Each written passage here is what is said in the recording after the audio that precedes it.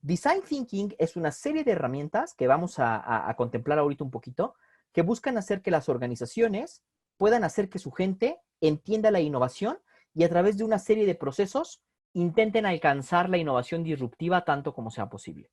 Pero ahí no se acaba. Hay un cuarto nivel. Y el cuarto nivel se llama la genialidad. La genialidad es una forma de innovación que tiene una característica separada de todas. Sobrevive al paso de muchas generaciones.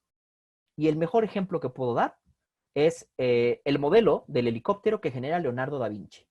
Leonardo da Vinci genera un día una idea, la aplica para hablar de cómo dos hélices que están girando constantemente aplican una resistencia en el aire y mueven el aire de tal manera que puede mantener a un objeto suspendido parcialmente en el aire, aún con un peso fuerte debajo.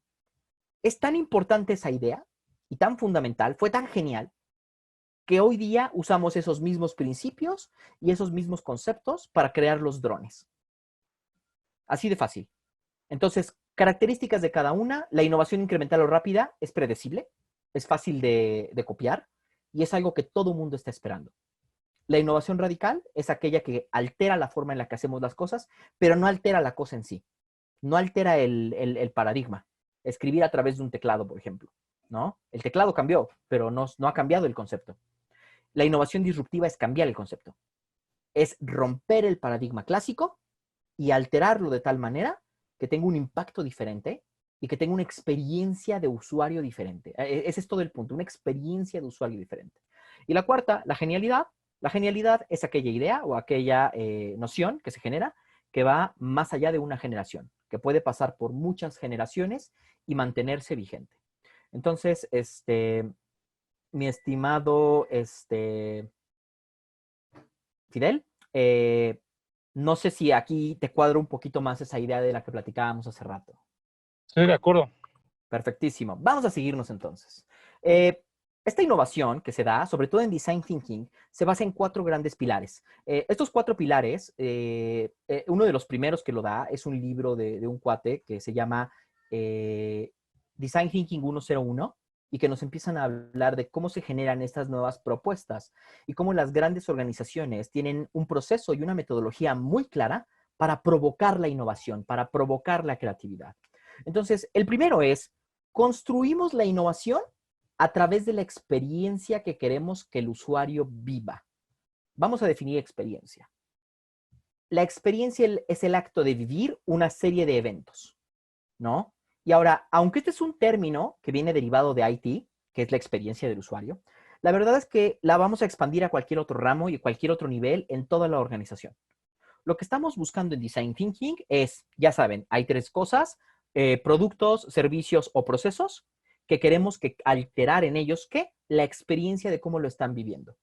Entonces, el Design Thinking dentro de la organización se puede utilizar para alterar los procesos dentro de la empresa, para alterar la forma en la que estamos haciendo planeación o para alterar la forma en la que el equipo se está comunicando. Cualquiera de esas es válida, ¿no? Siempre y cuando estemos enfocados en eso, en la experiencia que queremos construir para el usuario. Ese es el primer pilar. El segundo pilar, la innovación es un sistema. En la innovación nos acordamos que estamos todos interconectados. Y esto aplica mucho a los principios generales de la agilidad. En la agilidad hay una parte donde se hace algo que se llama la declaración de interdependencia, donde hablamos de que todo está conectado. Los proveedores, los clientes, los colaboradores, los supervisores, los líderes, en fin, todo el mundo está conectado dentro de la organización y fuera de la organización. Entonces, en Design Thinking, una de las primeras partes que hacemos es tomar aquello que deseamos cambiar y pensar en cuántos sistemas impacta. Por ejemplo, si nosotros decidiéramos alterar un producto y vamos a pensar en algo, una actualización de una página web, uno podría pensar, bueno, ¿a cuántas personas puede afectar que yo cambie el botón de enviar del lado izquierdo al lado derecho? Pues quizá mucha gente dirá, no afectas a nadie, error. Tendríamos que hacer una valoración real, ¿no? Hay gente que realmente, y mi papá es un caso de esos, yo adoro a mi papá, pero desde que estoy en la secundaria a la fecha, de repente recibo una llamada de él, y si es como que a ciertas horas donde yo más o menos sé que él está haciendo cosas de trabajo, ya sé que generalmente lo que me va a preguntar es, hijo, cómo se adjuntaba bien este archivo, porque a veces se le va la onda.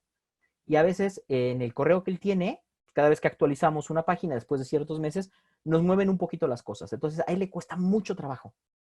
Y seguro como él, hay miles de personas en el mundo, ¿no? Y hay personas que les mueves tantito algo en una aplicación y ya no saben dónde están las cosas. De hecho, me pasó hace poco actualizar un Office 365. La barra de búsqueda de Outlook, me tardé como 20 minutos en encontrarla, porque la quitaron de donde estaba y la pusieron hasta arriba. Y estaba yo, bueno, ¿cómo busco, cómo busco, cómo busco? Hasta que de repente en una de esas volteé y apareció, ¿no? Pero a veces tienes que pensar en eso. Si tú alteras un producto, un servicio o un proceso, ¿a qué nivel llega la afectación de ese cambio? Y tenemos que entender que todo es un sistema. Entonces, otro de los pilares de la innovación es entender que toda la innovación es un sistema y afecta más allá de una primera línea. Generalmente en Design Thinking te invitamos a pensar hasta en 3, 4 niveles de afectación para que entiendas el grado. Y a partir de ese nivel de afectación, decidas cuál de todos los puntos es el que de verdad quieres alterar, ¿no? Tercer pilar, hay que cultivar una cultura de innovación. Hay quien dice, oye, estuvo padre, hicimos una sesión de creatividad, hicimos un design thinking. Está padre. De nada te sirve aplicar una sola vez un taller de design thinking y listo. ¿Por qué? Porque la gente, pues sí, tuvo un momento divertido, aprendió muchas cosas, generaron muchas ideas y quizás sacaron 5 o 6 proyectos. Eso está padre. Pero si no lo vuelves parte de la estructura mental de todo el equipo, ¿no? La gente deja de vivir la innovación. Y esto es algo que yo llamo cariñosamente el efecto agua de tamarindo. ¿Qué es el efecto agua de tamarindo? Tú agarras, llegamos, damos una capacitación increíble, la gente aprende nuevos conceptos y movemos el agua. Entonces todo el mundo se entusiasma, todo el mundo empieza a hacer cosas, empieza a pensar en nuevas ideas y demás. Pero va pasando el tiempo y si no lo vas implementando realmente como parte del ADN de la organización, a la gente se le va olvidando. Y con el paso del tiempo se vuelve a estancar todo el tamarindo hasta abajo, a la gente se le olvida, se les olvida volver a la innovación, se les olvida seguir creando estas ideas, ¿no? Y el cuarto pilar es, tienes que ser disciplinado para innovar. ¿A qué me refiero con disciplinado? Tienes que planificar cómo vas a hacer la innovación en tu organización. Yo te voy a dar 2 ejemplos, que, bueno, 3, que ayudan mucho como para ver cómo funcionan. Aquí que hay mucha gente de IT, ubicarán a algo que se llama Atlassian. Atlassian es una compañía de software, una compañía muy interesante de software, de hecho, que tiene algo que se llama el día FedEx. El día FedEx es un día donde todos los empleados pueden trabajar en cualquier cosa que deseen, siempre y cuando no tenga que ver con su rutina diaria, ¿no? Y ahora, en ese día, donde ellos trabajan lo que sea, se llama día FedEx porque tienes que entregar algo el día siguiente. Entonces, es un nombre muy, muy creativo, muy original. Terrible violación a los derechos de autor, seguramente. Sin embargo, el 80% de las mejoras de software, de los parches que generan, de las correcciones que modifican en sus productos o de las nuevas aplicaciones de su software, se da en esas 24 horas. El 80% de las mejoras que tiene Atlassian cada año nacen en ese día. ¿Por qué? Porque tienen una disciplina clara de que una vez al año tienen un día exacto para que todo el mundo pueda crear algo diferente. En Google tienen un plan similar, se llama 20% of your time. En Google tienes el 20% de tu tiempo libre. ¿Qué es? Los ingenieros en Google se les pide que el 20% del tiempo que tengan para el trabajo lo utilicen para una idea o para un proyecto que ellos escojan. Y ahora, en Google es un sistema mucho más complejo, porque en Google lo que hacen es que los miembros pueden empezar a trabajar cada quien en su proyecto, pero les piden que lo suban a una base. Y en esta base, lo que acaba sucediendo es que Google dice, oye, el proyecto que tiene John en Estados Unidos se parece mucho al que tiene, no sé, Ahmed en Medio Oriente y se parece mucho al que tiene Taro en Japón. ¿Por qué no los ponemos de acuerdo? Y entonces generan grupos donde gente de todo el mundo tiene proyectos similares y empiezan a trabajar en él. Pero es en su tiempo, llamémoslo 20% libre. ¿De qué ha salido ahí? Híjole, cosas como Gmail, Google News, Google Maps, Google Wave, han salido de ese 20%. Los puntos más creativos y las cosas más interesantes que yo he visto de Google han nacido de esos espacios que no estaban alojados para otra cosa más que para ser creativo. Y en 3M tienen la misma idea. El viernes, que representa más o menos el 15% del tiempo de la gente, se utiliza para que la gente de corporativo busque proyectos independientes, busque nuevas ideas de hacer productos, nuevas ideas de hacer servicios o nuevas ideas de mejorar a la organización. Entonces, estos 4 pilares nos dan pie a entender por qué la innovación es tan importante en las organizaciones ágiles. Quiero ponerle una pausa aquí. ¿Alguien tiene alguna duda? Voy a revisar chat. No veo ninguna duda, pero no sé si alguien quiera tener alguna intervención. ¿Alguien quisiera levantar una pregunta ahorita, levantar manos, algo? ¿Nada? ¿No? Bueno, si no, pues vamos a seguirnos. Entonces, ¿qué tienen las organizaciones ágiles? Alguna vez me preguntaron, ¿cómo sabes cuando una organización deja de ser una organización tradicional y se monta a ser una organización ágil? Bueno, no lo digo yo, esto lo dice el Agile Alliance. Hay básicamente 3 elementos que tienen todas las organizaciones ágiles. Tienen instalado Design Thinking, porque es la manera de explorar los problemas, es la manera de generar innovación, es la manera de mantener una cultura de innovación constante. De hecho, una de mis certificaciones es esa, Innovation Management, que es literalmente cómo hacer para que la cultura se impregne en toda la comunidad y toda la organización. Es un gran reto, es un reto de recursos humanos, es un reto de alteración de comportamientos, pero es increíble lograrlo. La segunda pata o el segundo pie sería Lean, construir, ¿no?, las cosas adecuadas. Entonces, ¿qué significa? Construir las cosas adecuadas en Lean Management es involucrar y tener procesos como, por ejemplo, Six Sigma. Six Sigma es un proceso Lean que nos ayuda a mantener a la organización construyendo cosas de manera correcta y estando haciendo cosas bien. ¿Me explico? Ahí, por ejemplo, se me ocurre que puede ser cosas que ayuden a quitar los 7 famosos desperdicios. Eso puede ser a través de Kaizen, a través de Lean Systems, a través de Six Sigma, en fin, cualquiera que sea el proceso de mejora que quiera incluir, está perfecto, pero que tenga uno. Y el tercer pilar o la tercera patita que tiene que tener una organización ágil se llama Agile, que es construir la cosa, pero bien. O sea, una cosa es construir las cosas correctas y otra es construir esta cosa correcta de la manera adecuada. Y nos habla de cómo trabajamos. Y es lo que en algunas de las certificaciones llamamos Agile Mindset, es decir, estructura de pensamiento ágil. La estructura de pensamiento ágil tiene 2 mitades, ser ágil y hacer ágil. Muchas organizaciones, incluso clientes míos de repente, toman Scrum Master, aprenden a hacerlo. Hacen las ceremonias, llevan los roles, hacen todo, pero la organización no funciona de todos modos de manera ágil. Eso es porque ese concepto lo llamamos Scrum Zombie. Es una organización que parece que está haciendo ágil porque está haciendo todas las ceremonias y demás, pero la gente no se ha cambiado el chip. Y mientras la gente no se cambie el chip, no funciona. Entonces, una organización ágil suma estas 3 partes. Por eso, la primera por la que voy a hablar el día de hoy es, ahora sí, completamente enfocada a lo que es Design Thinking. Entonces, vamos a hablar ahora sí de Design Thinking. ¿Qué es el Design Thinking? Su traducción literal es pensamiento de diseño y es un enfoque muy poderoso que ayuda a las organizaciones a crear diseños, a veces digitales, a veces físicos, ¿no? Pero que se adaptan a las necesidades de las personas. Igual que toda la mentalidad ágil, esto está 100% enfocado en el usuario final. Tu diseño está enfocado en el usuario final, tus productos en el usuario final, tus procesos en el usuario final, tus servicios en el usuario final. Ahora, con este proceso, lo que se busca es que el pensamiento y las organizaciones apunten a desarrollar y dar forma a nuevas ideas para que se vuelvan prácticas y cosas atractivas para los clientes. Entonces, ¿cómo se lleva a cabo o el design thinking en qué se está llevando?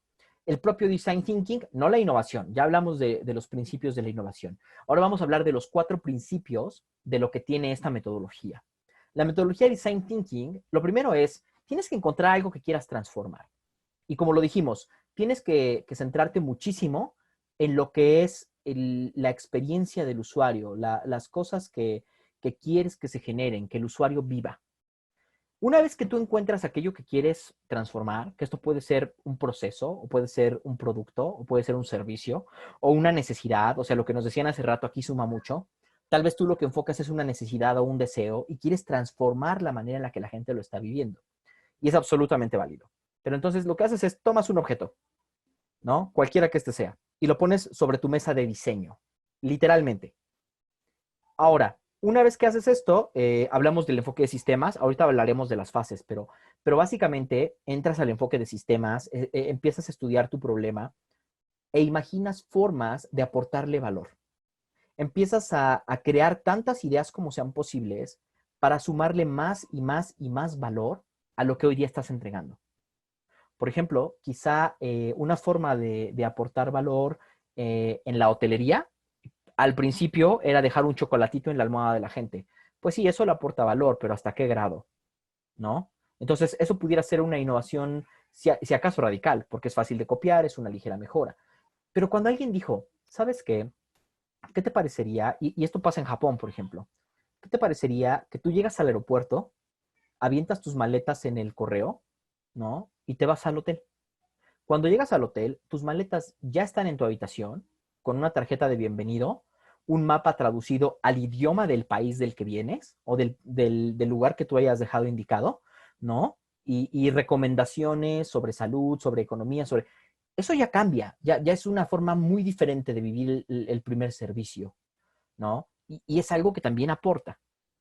Ahora, ahí es donde empiezas con eso y tal vez se te ocurren otras 50 cosas y todo está padrísimo. Pero la otra parte es que design thinking no se limita a nada más crear la idea y decir, ah, mi idea es buena. Ese es un error que se daba muchísimo. De hecho, yo me acuerdo mucho de un capítulo de Los Simpson, aquellos que vieron la serie, eh, de las primeras temporadas, donde Homero conoce a su hermano y empiezan a desarrollar un auto. Pero todo el auto que desarrolla Homero es el auto que él quería, que él quería, que él quería, sin nunca preguntarle a los usuarios finales, ¿tú qué quieres? Y eso es algo que en muchas organizaciones pasa, ¿eh? El director de la empresa, el de operaciones dice, es que yo conozco a la gente, yo conozco al mercado, yo ya le sé. ¿Ya le preguntaste al mercado? O sea, ¿ya tuviste una fase de exploración con la gente? No, pues no, ok. En Design Thinking, lo primero que te decimos es, tienes que ir a ver el problema. Es la mejor manera de resolverlo. Uno de los estilos de Design Thinking que estoy certificado se llama Método Lombard. Nos contaban, por ejemplo, el caso de un equipo de Design Thinking que estaban buscando crear una solución para la gente que vive en la calle, para los homeless en Estados Unidos. Y entonces ellos empezaron a diseñar muchas ideas de cómo construir pequeños hogares que pudieran ser como generados de la nada o con basura, para que la gente de la calle no sufriera mucho frío, ¿no? Y pudiera sobrevivir y tener una vida un poco más digna. Y con base en eso, intentaron hacerlo de muchísimas maneras, siempre fracasaba y siempre fracasaba. Hasta que dijeron, nos olvidamos de un principio básico. Hay que ir al mundo real y ponerlo a prueba. ¿Qué fue lo que ellos hicieron? Un día agarraron, estaban en San Francisco, volaron a Chicago, hablaron con alguien en Chicago, le dejaron todas sus cosas, celulares y demás. Cada quien llevaba $10 y lo que llevaba cargando. Y se fueron 2 semanas a vivir en la calle. ¿Qué sucedió en esas 2 semanas? Uno, han de haber sufrido mucho. Dos, han de haber apestado. Pero después de todo eso, también seguramente aprendieron muchas cosas. Pero se dieron cuenta de por qué su proyecto fracasaba. En Estados Unidos, al menos, una persona que es un vagabundo, no es ilegal que se quede dormido en un parque, no es ilegal que se quede dormido a veces en una barda, no es ilegal que de repente escoja un árbol y se quede por ahí echado. Lo que sí es ilegal es que intente poner una estructura. ¿Qué quiere decir? Que si un homeless empieza a encontrar pedazos de madera y se construye una casita, la policía puede llegar, tirar la casita y decirle, tú no tienes autoridad para instalar una edificación en la calle. Entonces, también por eso es la razón por la que siempre viajan con carritos de supermercado, ¿no? Eso no está, digamos, no es ilegal en su situación. Y una vez que entendieron eso, y una vez que entendieron el problema en el mundo real, pudieron empezar a aplicar su idea de una manera diferente, ¿no? Y esta parte también tiene una nota muy interesante. En la parte de generación de prototipos, como lo llamamos, buscamos que sean lo que llamas prototipo base cero. No debe de costar, o debe de costar muy poco dinero el poder presentar una idea y ponerla a prueba. Y ahí hay muchas técnicas que se hacen o que se les pide a la gente que hagan para que podamos ir recopilando el tomar estas notas o estos aportes del mundo real y poner a prueba nuestras ideas. Y la última parte del design thinking es, de nada sirve una gran idea si no la puedes comunicar. Y esto es hasta mercadotecnia, ¿eh? De nada te sirve a ti tener una gran idea, crear una gran idea, llegar con tu jefe y no podérsela explicar. De nada te sirve a ti tener la idea de $1,000,000, salirte al mercado y que no la puedes explicar. Entonces, la cuarta fase del design thinking, o el cuarto principio, perdón, de design thinking, tiene que ver con aprender a contar tus ideas de tal manera que la gente diga, wow, yo quiero probar eso, yo tengo que saber qué sigue en esa historia.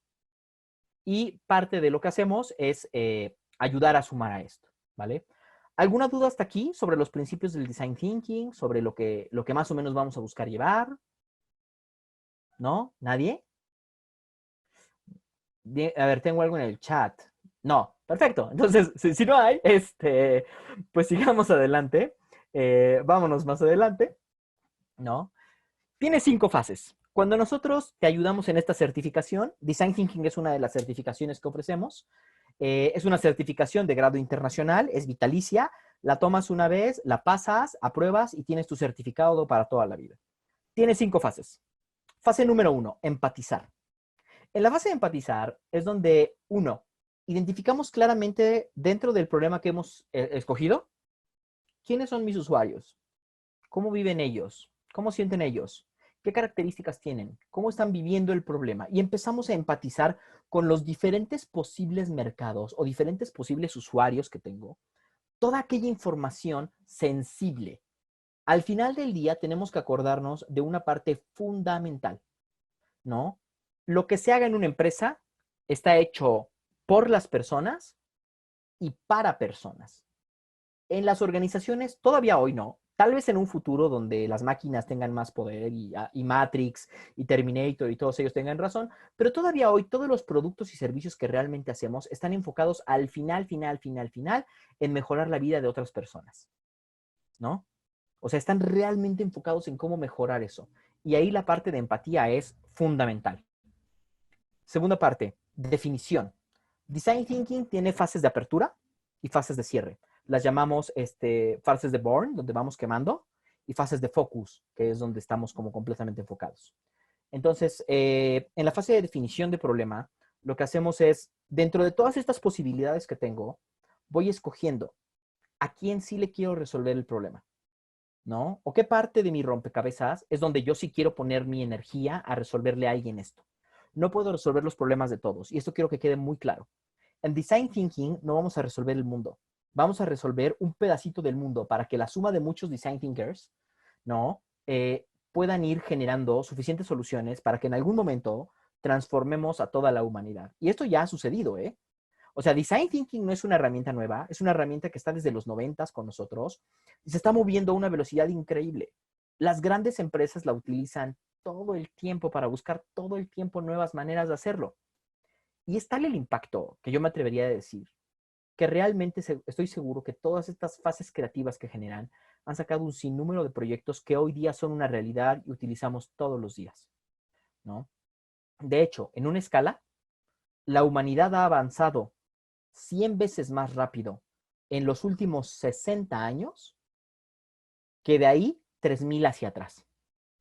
O sea, los saltos de tecnología, los saltos de mejoras de servicios, de cosas que estamos teniendo en los últimos 60 años, ha sido brutal, realmente brutal, ¿no? Es una velocidad a la que vamos que es difícil alcanzarlo. Y yo creo que es eso, el hecho de que literalmente en todo el mundo hay muchas personas utilizando herramientas para mejorar lo que vivimos como humanidad y como empresas que brindan servicios a muchos cientos de posibles públicos. Entonces, yo creo que va mucho por ahí, ¿no? Una vez que tú has definido esto, tienes una segunda fase que se llama, una tercera fase que se llama idear. En la fase de idear, volvemos a expandir el conocimiento. O sea, primero empatizar, abrimos todo, definimos, enfocamos. Y luego otra vez en idear, volvemos a explotar la mente y buscamos tantas posibles soluciones, ideas, conceptos, cosas locas, cosas diferentes, lo que sea, y a través de una serie de herramientas las aterrizamos a dos parámetros: lo factible, pero innovador. Buscamos empujar las ideas a esa línea, lo más innovador posible dentro de la factibilidad. Ajá. Y una vez que tenemos una idea que nos gusta, que decimos, eureka, esto me gusta, esto sí me gustaría ver si funciona, pasamos a algo que se llama prototipar, ¿no? En prototipar, ¿qué hacemos?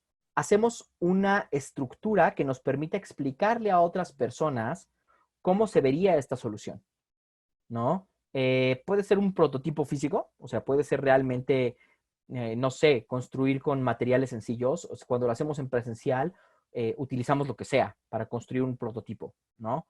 En digital utilizamos otras herramientas para que la gente pueda como prototipar una idea y poner esa idea a prueba.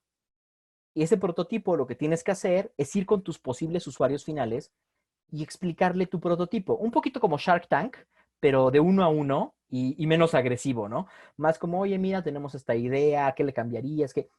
Y esta idea que estás prototipada, la tienes que evaluar. Tienes que ver si sí está logrando lo que necesitas o si no lo está logrando.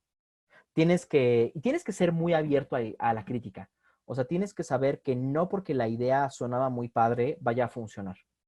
Hay ideas que son increíbles en papel, pero cuando se las llevas al usuario final, no aplican, ¿no?